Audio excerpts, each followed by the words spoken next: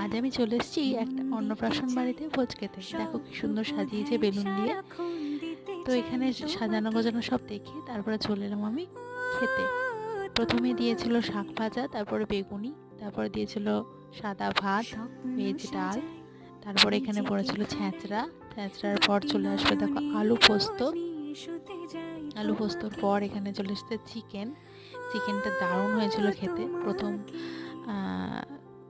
খাবারটা তোমাদের জন্য দিলাম, তোমরা একটু টেস্ট করে নাও।